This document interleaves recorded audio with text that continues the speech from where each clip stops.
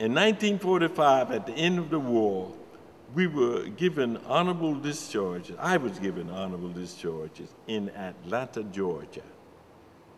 And I got in a taxi after receiving this honorable discharge.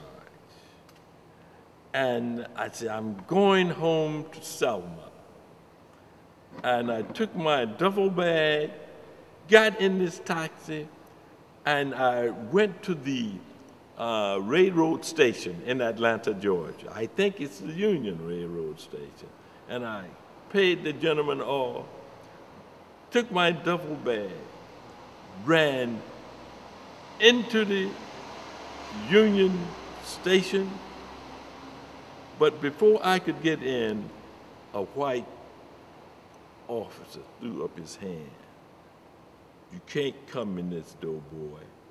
You got to go around the back. That was 10 minutes after I received my honorable discharge on my way home to Selma. You can't come in here. You're black. You got to go around the back door.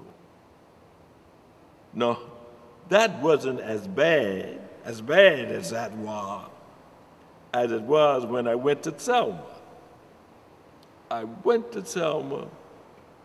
I'm here to stay now. The war is over. I go up to vote in Dallas County, Alabama, Selma. And when I go in this room to vote, this white lady behind the desk said, you must take these 3 applications and give them to 3 white men, and they must endorse your character, that you are all right. And then you bring these 3 applications back to me. So I took the 3 applications, and I went out and found 3 white men that would endorse me as a good Negro that would not cause any trouble in Selma, Alabama, if I voted. And each one gave me a lecture. Don't you start any trouble here, boy. And they signed this application. I took it back to this lady. And I took it back to the lady. And she looked at it. All right. Do you own any land in Alabama? Land? No, I don't own any land. But I have $3,000 in a bank that is 1 block from your office. I'm not talking about the money you own. I'm talking about land. The law in Alabama is you must own land in order to vote. I said, what, you have to be a landlord to vote? That's the law. I didn't make the law. And I walked out of that room without permission to vote. But there was a white fellow standing in back of me, just out of the Army, as I was. He walked up to the table, I want to vote, and I stood back in the corner. Okay, sign your name here, right here, here, okay. You can vote. That was the welcome that so many of us received after fighting World War II. I got my revenge. What was that? I joined the Martin Luther King.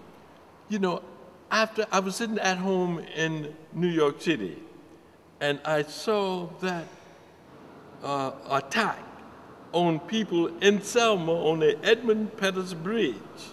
They gassed them and beat them with sticks, the sheriff, the officials in their uniform, because they were marching to the governor's office to vote.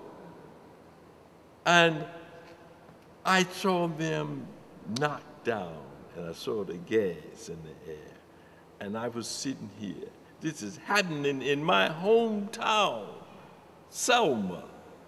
I said, I'm going and get a taste of that gas, I went to my director and said, I got to go home. She knew I was from Selma. You're not going to get violent. No, I'm not going to get violent, but I'm going home and take part in that movement. I went home, and every day we went and had prayer meeting on the steps of that courthouse that said, no, you cannot vote because you own no land. And the march was over. You know the result of that march. The whole voter registration was opened up to blacks. I had to go back to Selma. And when I went back to Selma, I had to go to the courthouse and see about property that my father had owned. And I said, while I'm in this house, let me go down to that room where I was denied the right to vote. And when I went down to that room, a black woman was sitting behind the desk where the white woman said, no, you cannot vote. That was my revenge.